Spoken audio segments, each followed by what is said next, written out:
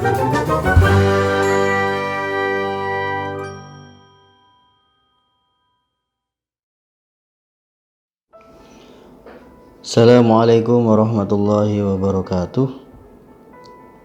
Bismillah, alhamdulillah, wassalatu wassalamu ala rasulillah wa ala alihi wa sahbihi wa man tabi'ahudah. Rabbi shrahli sadri wa yassirli amri wahlul 'uqdatam min lisani yafqahu qawli, amma ba'du. Alhamdulillahirabbil alamin. Kita telah sampai pada 10 hari yang terakhir pada bulan Ramadan. Di satu sisi kita bahagia karena kita sudah bisa menjalankan puasa Ramadan sampai sejauh ini. Di sisi lain kita juga harus bersedih karena sebentar lagi bulan Ramadan akan meninggalkan kita, di mana bulan yang penuh dengan rahmat dan maghfirah ini merupakan sebuah anugerah yang sangat luar biasa dari Allah Subhanahu wa taala kepada umat Nabi Muhammad sallallahu alaihi wasallam. Sebagaimana yang Allah Subhanahu wa taala janjikan bahwa pada 10 hari terakhir ini apabila kita umat muslim telah melaksanakan dengan baik mulai dari hari pertama pada 10 hari pertama, 10 hari kedua, maka pada 10 hari ketiga ini atau 10 hari yang terakhir ini Allah menjanjikan kita akan mendapatkan itkun minan nar, yaitu terbebas dari api neraka. Tapi dengan syarat puasa kita dari awal sampai dengan 10 hari yang kedua tadi dilaksanakan dengan ikhlas, dengan benar-benar sesuai dengan syariat dan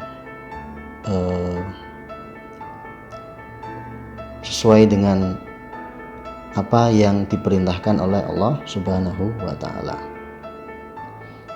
Ya, kita berdoa semoga puasa kita diterima oleh Allah, kita bisa mendapatkan rahmat, kita bisa mendapatkan maghfirah, sehingga kita bisa mendapatkan yang namanya itkun minan nar, terbebas dari api neraka. Amin ya rabbal alamin. Baik, pada kesempatan kali ini saya akan sedikit membantu menjelaskan sebuah hadis yang mengatakan, yang berbunyi, man aftara yauman min ramadana min ghairi udrin wala maradin lam yaqdihi shaumud dahri wa in shaumahu. Hadis ini merupakan hadis sahih di mana pada waktu itu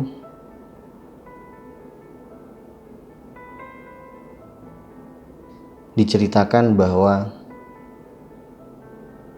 barang siapa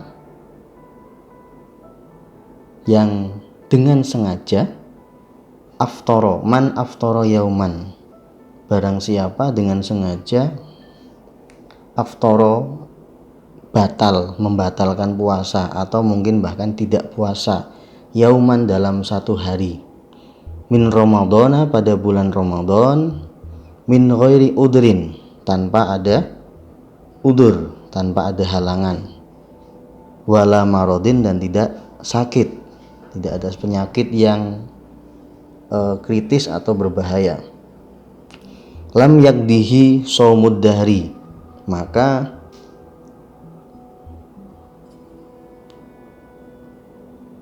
meskipun orang tersebut puasa selama 1 tahun, shaumud dahri, lam yakdihi tidak bisa mengqadha puasa 1 hari bulan Ramadan yang ditinggalkan tadi. Wa in shamahu, senajan meskipun orang tadi berpuasa selama 1 tahun. Jadi kita tahu bahwa puasa Ramadan itu hukumnya wajib, ya. Kama kutiba 'alal ladzina min qablikum la'allakum tattaqun. Jadi puasa Ramadan itu wajib. Namun kalau tidak salah ada 6 golongan yang boleh tidak berpuasa. Salah satunya adalah orang yang sakitnya pun atas rekomendasi dari dokter, ya. Tidak boleh cuman sakit batuk kemudian nggak puasa, nggak. Batuk, kalaupun batuknya berlebihan dan dokter menyarankan kalau berpuasa itu berbahaya, ya berarti jangan berpuasa. Artinya tidak sembarangan sakit.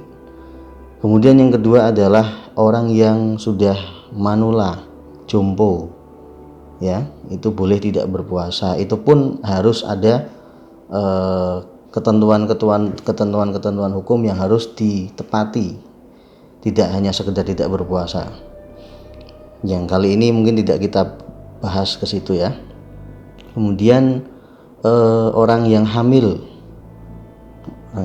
sebagaimana kita tahu, kalau memang ada anjuran dari dokter untuk tidak berpuasa, ya lebih baik tidak berpuasa dengan segala konsekuensinya.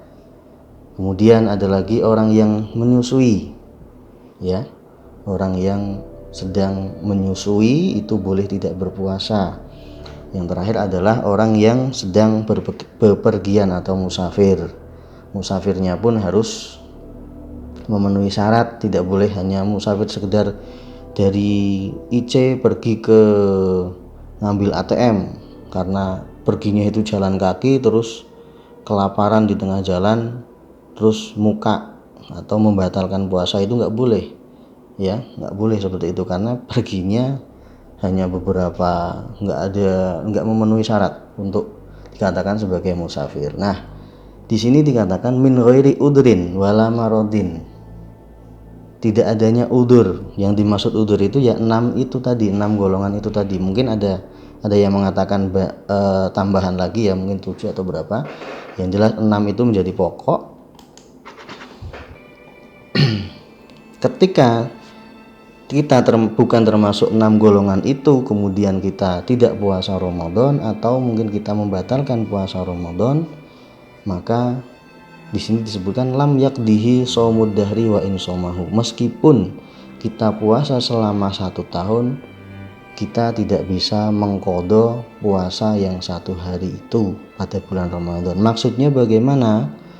Maksudnya bukan berarti tidak bisa diqadha, ya. Tetap bisa diqadha. Maksudnya bukan berarti puasa 1 tahun itu tidak bisa untuk mengqadha 1 hari, bukan. Karena pada dasarnya semua ibadah yang wajib itu harus diqadha ketika terlewatkan. Contoh sholat kalau terlewatkan bagaimana? Ya harus diqadha. Contoh sholat subuh, kita bangun jam 8, ya. Terus bagaimana? Ya harus diqadha pada waktu itu juga. Ini yang sering mungkin belum kita banyak yang tahu, ya. Ya harus diqadha pada waktu itu juga, tidak boleh besok, nggak boleh, harus pada waktu itu juga diqadha, kecuali mungkin bentrok dengan waktu sholat yang lain, ya kita dahulukan waktu sholat itu, seperti itu. Kemudian kalau kecuali sholat Jumat seumpama dari IC kita berangkat, seumpama mohon maaf ketiduran, ya, sampai masjid itu sudah selesai, lalu kita qadha sholat Jumat, nggak bisa, ya.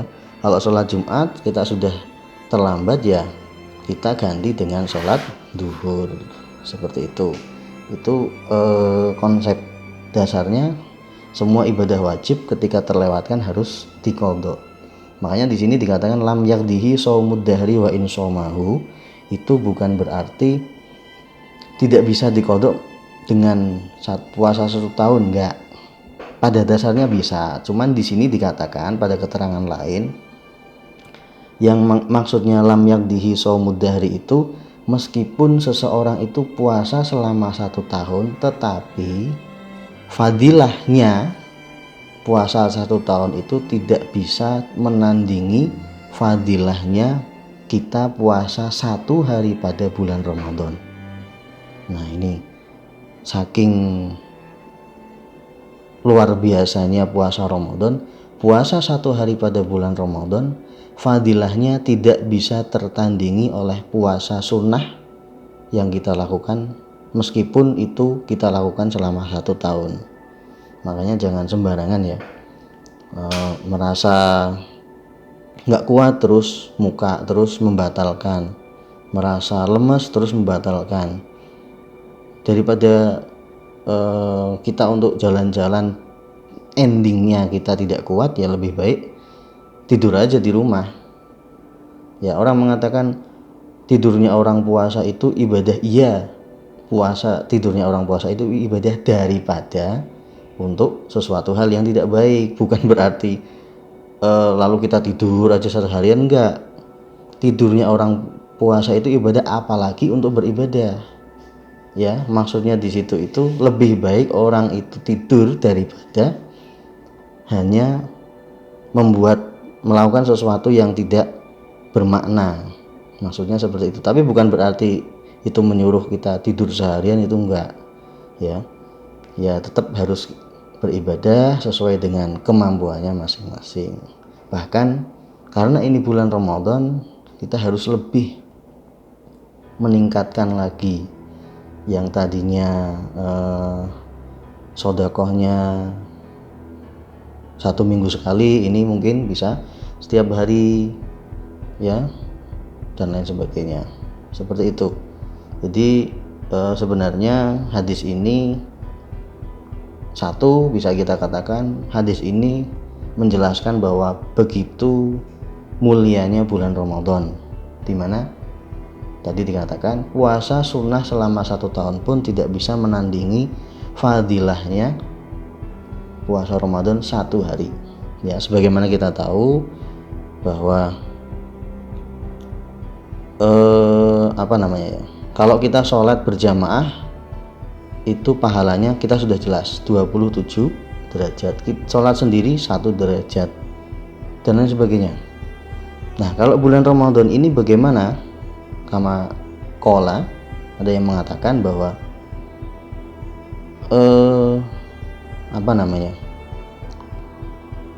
pahala pada bulan Ramadan ini tergantung daripada hati orang yang melakukan. Jadi antara satu orang dengan yang lain itu pahalanya berbeda-beda, ya, tergantung tingkat ketakwaannya tadi, ya. Jadi tidak diukur dari banyaknya, tidak diukur dari terlihat atau tidaknya, enggak, tapi diukur dari keikhlasan dan ketakwaannya tadi. Jadi bulan Ramadan fadilahnya sangat banyak, kita untuk beribadah dan lain sebagainya, melakukan hal-hal yang bermanfaat, dan sebagai introspeksi diri kita, sebenarnya keistiqomahan pada bulan Ramadan ini apakah kita bisa melanjutkan di bulan-bulan selanjutnya atau tidak. Kalau kita bisa, ya berarti itu kita sudah mendapatkan salah satu daripada fadilah bulan Ramadan. Tapi kalau belum, ya kita harus selalu introspeksi dan berusaha.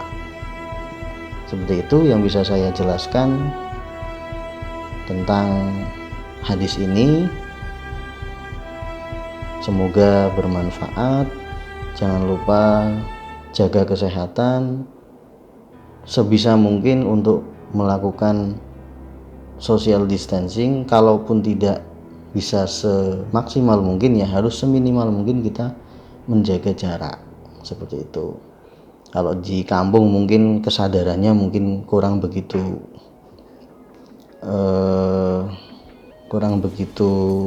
banyak ya orang yang melakukan langkah-langkah seperti ini. Ya kita mulai dari diri kita sendirilah, meskipun kita jaga jarak, kemudian kita jaga kebersihan kita, jaga kesehatan kita.